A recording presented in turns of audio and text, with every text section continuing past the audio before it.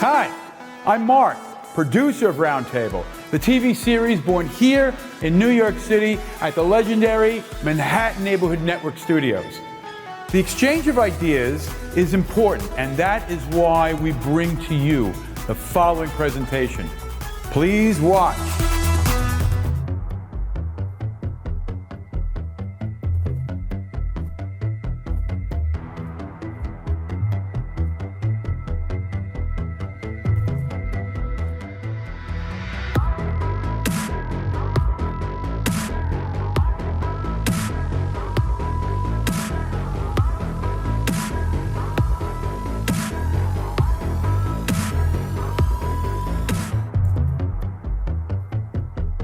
Welcome to Single Shot Show at Manhattan Neighborhood Network's Roundtable. Tonight we will be talking about genre of photography we already discussed, but we will revisit it from a very specific angle. Street photography is the only genre that wasn't impacted by a decline in appreciation and reverence to photography that all other genres experiencing. And in order to see why and to learn more about street photography, we invited Michael Sweet, a brilliant photographer with a very unique style, classical in one way and very original and unusual in another way. Hello, Michael, and thank you for joining us. And on a personal note, I really appreciated your work when I was preparing for this program and looking through it.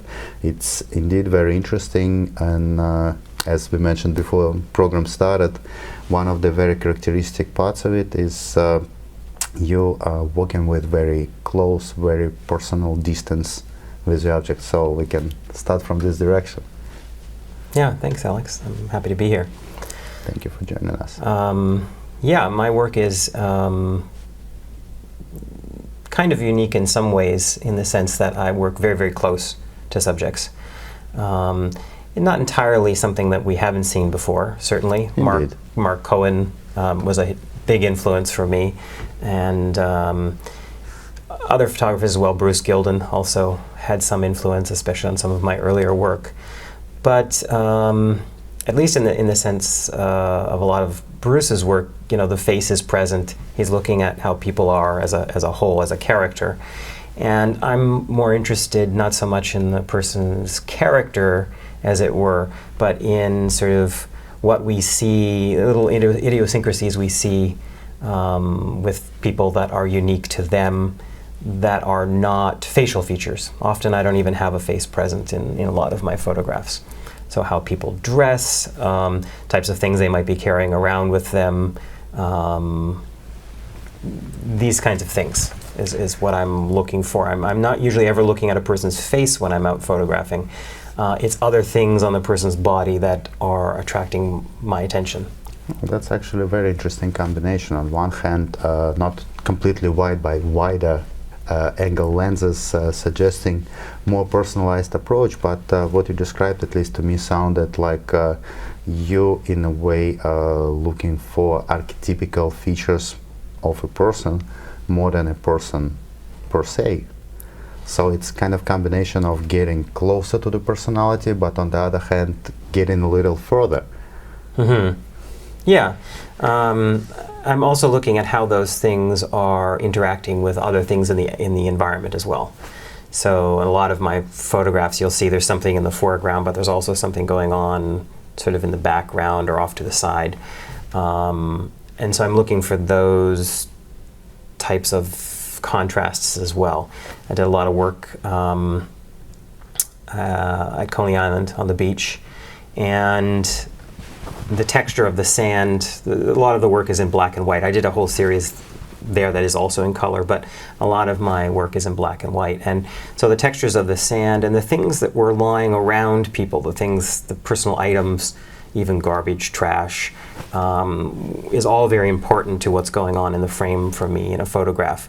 And the person, of course, is also a central element, but I'm not sort of making a portrait of them. I'm looking for all of these other sort of weird elements that combine into the photograph. Indeed, it sounds more like anthropology than psychology in a way, if you would try to connect it to some kind of scientific approach to it. Absolutely, so that makes sense. It's basically a study of human condition in a way. Yeah, It is. You know, the book that a lot of the work ended up in from that series particularly is called The Human Fragment. And, you know, that's really what I'm looking at is the human in fragments.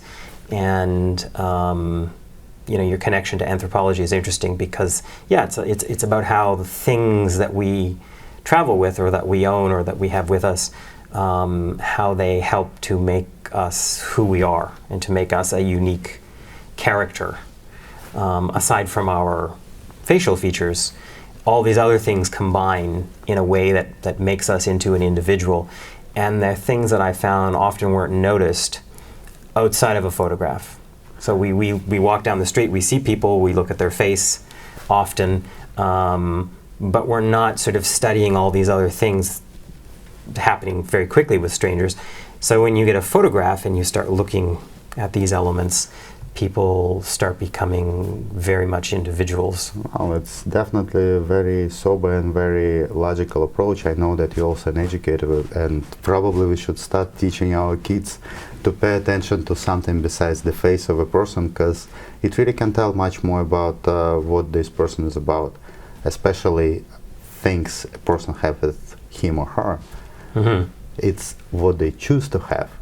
Face is what you get born with. You can't change it. There are a lot of very sweet and very nice people whose face is similar to what they would use in Hollywood to portray the arch villain, mm-hmm. and vice versa. There are a lot of people who went down on serious lawsuits who had baby faces and looked like they saints. Mm-hmm. But their choices of assets would always be given them up. So getting back to close distance that is required for what you're trying to do, I would imagine that it's quite an ordeal to actually make it happen. It's not easy. No, it's not easy. Certainly there have been times that have been more conflict than others.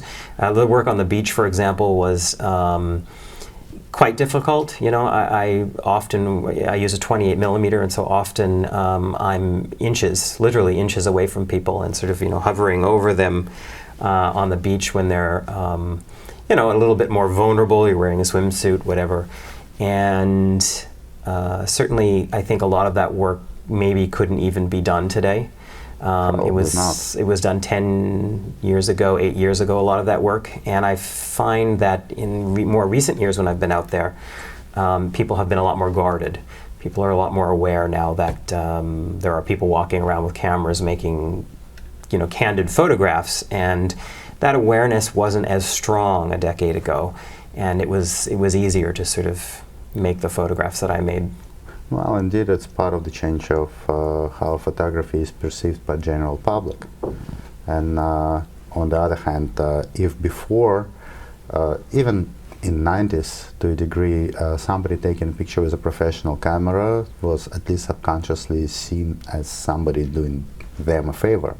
Now that's seen more like an annoyance. They're actually feeling that they in-depth photographer with allowing them to do it, even though in New York it's actually, at least in terms of legal standing, is completely allowed, and there is nothing wrong with doing it. But from other points of view, people actually seen it as intrusion of their privacy. Yeah, and I think that, you know, I certainly don't disagree. I think that there is sort of an intrusiveness with a lot of street photography. Certainly the work I've done has been intrusive because I'm inches away from people. Sometimes, you know, they can smell my camera. I'm so close. Oh.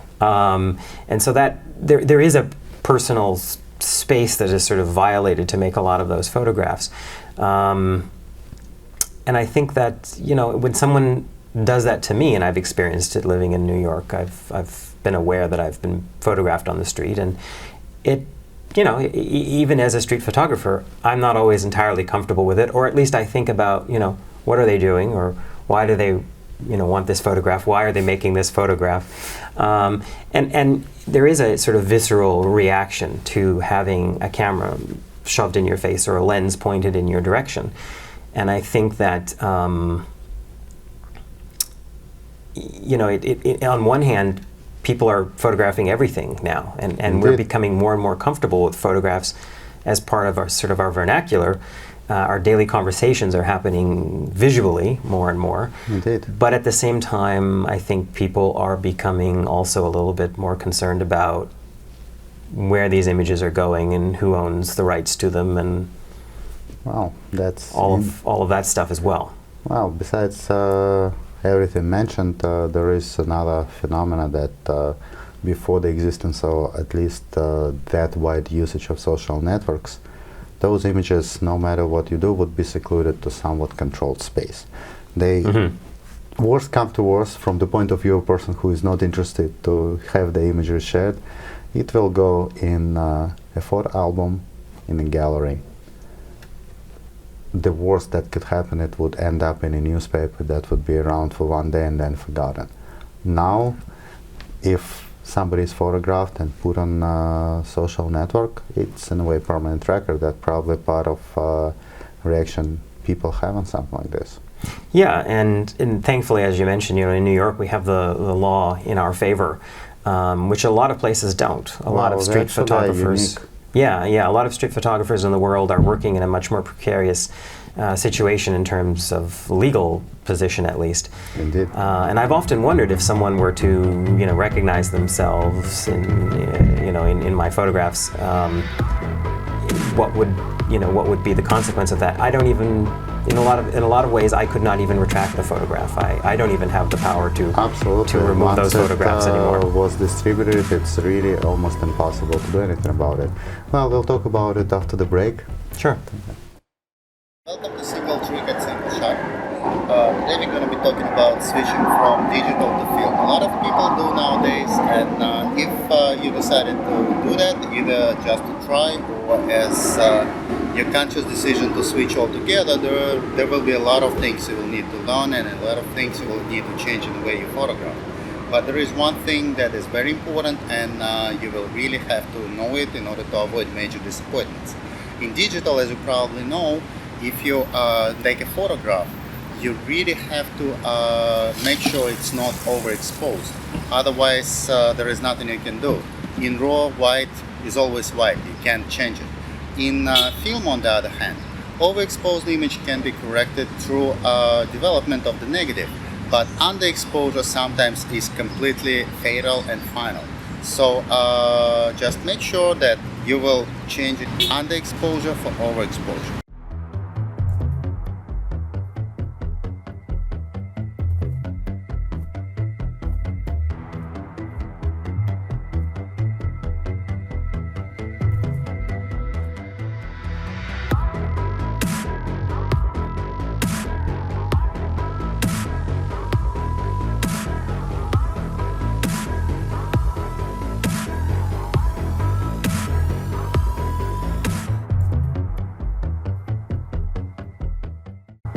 So we're talking about legal situation which got a New York State blessed photographer with. Yeah, indeed, it's quite different around the world actually. Talking about the new trends in Europe right now, they adopted several laws that actually precluding people from posting photographers of random individuals on social networks at all.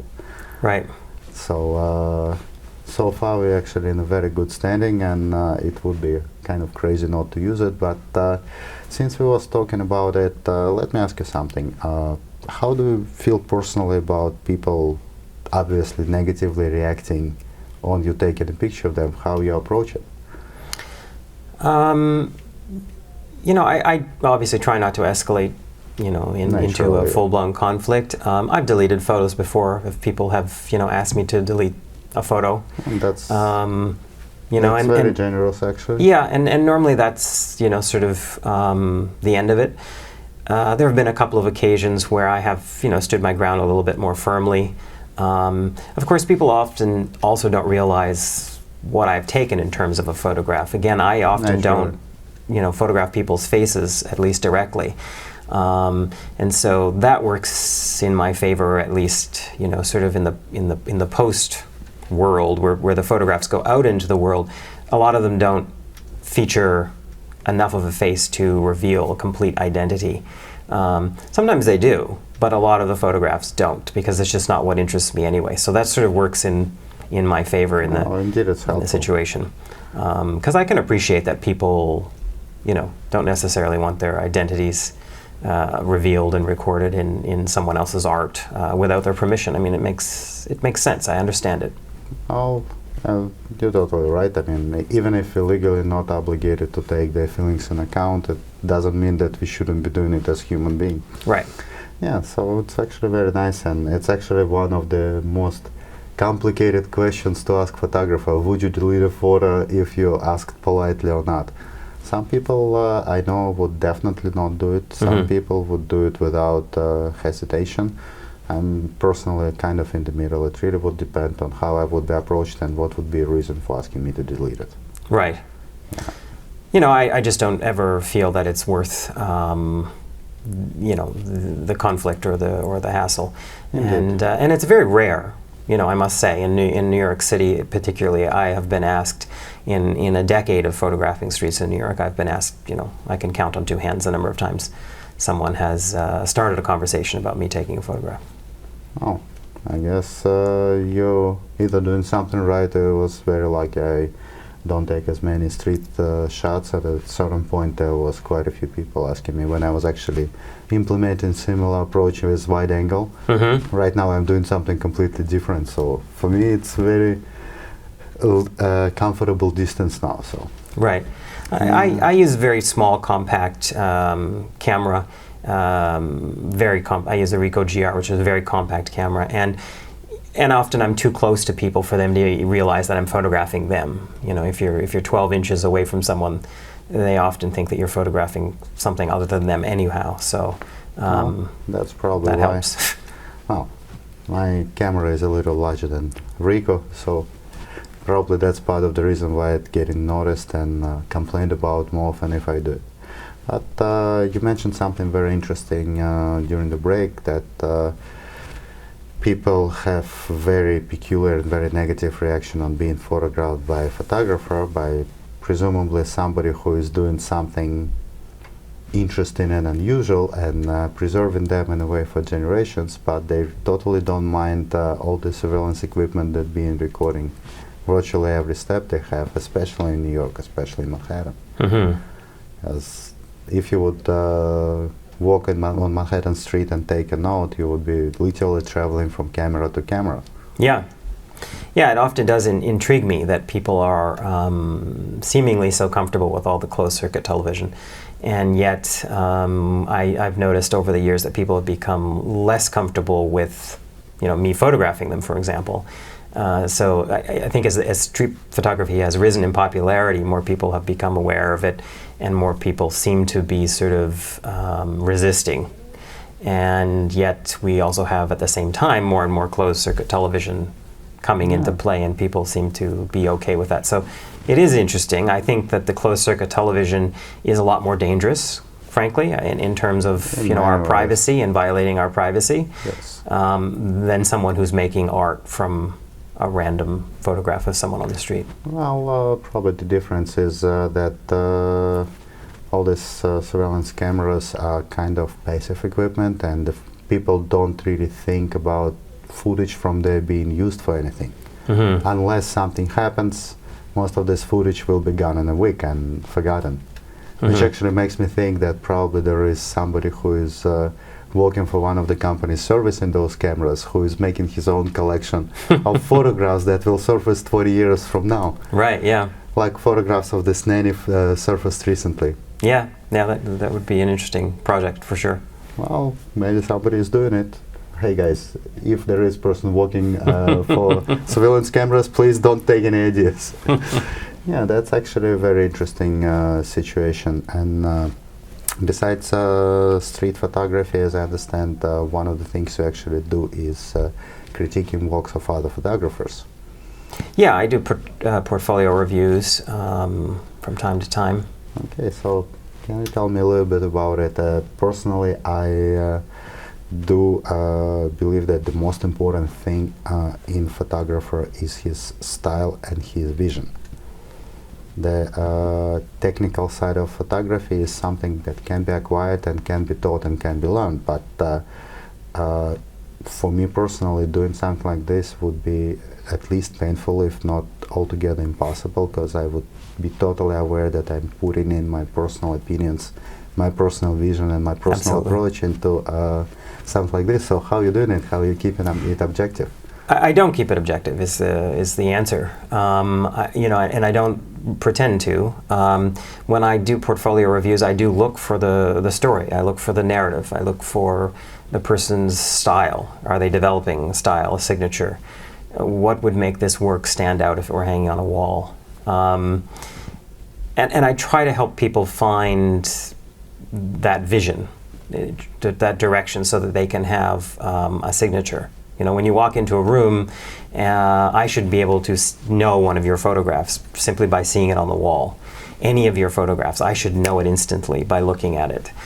And it's difficult to sort of form that cohesive style, signature, whatever you'd like to call it, throughout cohesively throughout a large body of work. And so that's what I try to help people come to see in their work and so on. But the subject, the commentary is subjective. What else can it be? I'm not concerned with the technical aspects of photography at all. People looking at my work will know that right away. I use very inexpensive compact camera. I work with JPEG files. I'm basically a snapshot photographer, and indeed they have all the properties of professional photography using traditional classic composition approach, and masterfully implementing it, if I may say. Thank you. You are working with exposing images correctly. You prefer more of a contrasty side of correct exposure, but clearly you know what you're doing with lighting and exposing images. Yeah, I mean, I've learned some of the basics of photography. I grew up around photography, but that's not really what concerns me. What concerns me is what's in the frame in terms of the story, in terms of the narrative, and I think that anyone can work on that, and then rather than spend hours and hours editing a photograph with nothing in it, let's get something in the photograph, even if it's a little bit imperfect from a technical sense. That's going to make stronger photography in the end, I think. Well, that actually is something we will have a few minutes to discuss after the second break. Great. Hello, Alex AG from Single Shot is here with yet another single trick. Today I want to tell you about front aperture. Everybody for some reason believes that aperture have to be in the middle of the lens, and I did so also. But at one point I've seen on eBay lenses that was actually made with aperture in front of them for conspicuously, and I started to look into it, and indeed you can have a lens that works just like this. Basically have it right in front of it, and it doesn't affect the way photograph is appearing. It's a little bit counterintuitive, but that's actually the truth. But what is useful about it? If you have a piece of paper with shape in it, you can put it in front of the lens, and your highlights will be right in the shape of what this piece of paper is. Single trick, watch us on YouTube.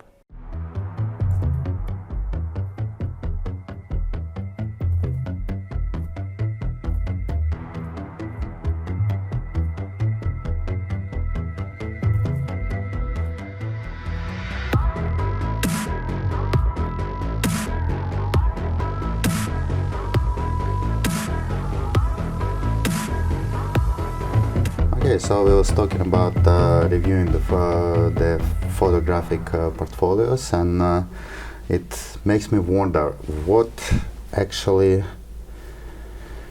defines a photographer in the end. Because that's ultimately the question that you need to answer if you're creating a review for a photographer, whether or not he can consider himself a photographer. We have so many people with cameras, film, digital, cell phone. Everybody claims that what they do is the modern photography. What defines who is a photographer or not, at least in your opinion? Yeah, such a large conversation. Indeed, it is. In some ways everyone's a photographer because everyone has a camera. And I think for a long time the photographer was the person who had the camera. Pretty much. And so if we still go by that adage, then everyone is a photographer today. And yet everyone is not making photography. People are communicating with images. And they're showing, their daily life in images, but they're not necessarily intentionally making photography, especially as an art. And so I think it's becoming difficult to sort this out. Basically, in the end, I think, it would come down to, again, looking for that story, the narrative in the work, looking for something that goes beyond. But even then, there are a lot of photographic artists who make very ephemeral work. A picture of someone's dinner plate can be art, and a picture of someone's dinner plate can be the thing you put on social media to show what I ate this evening. It's a big question. We could talk about that for hours. Indeed, we wouldn't be able to cover it in that little time that we have left from this episode. Maybe another one would be pending to discuss just that. But indeed, it's the most important question is who can be called photographer. Yes, before, back in the film days, whoever had a camera was a photographer, but it was actually more targeted toward the craft of photographer. Mm-hmm. Right now, possibility to take technically acceptable shot is so much bigger, it's so much easier to do it. All you need to do is to go on YouTube, watch few videos on composition, and put your camera on semi-automatic mode and make 300 shots, and you would be able to create a correctly exposed image with acceptable composition. Still doesn't make you a photographer. Absolutely, and I would argue that it's even easier. That with an iPhone, people can, in portrait mode, in a couple of clicks, make an actual portrait of someone that looks great, and the iPhone portraits can be blown up to near life size, and they're almost technically perfect. So everyone is a photographer, and it's about what you have to say, I think, that will distinguish you in the end. I do believe that actually earlier you already gave me away the answer to this. There is a very specific test to what is photography or not. If you come into the room, see a walk on the wall, and can name this photographer, and there are enough people who can do it, that's what probably defines a photographer. So again, we're coming back to the question of that being defined by the society which photographer is photographing. Mm-hmm. So that probably is how the circle is concluded. Probably. All right, Michael, thank you very much. Thank you. It really was a pleasure. Absolutely. Great being here. I hope you found that worth watching as much as I did. I'm Mark for Roundtable. Thanks for watching. See you next week.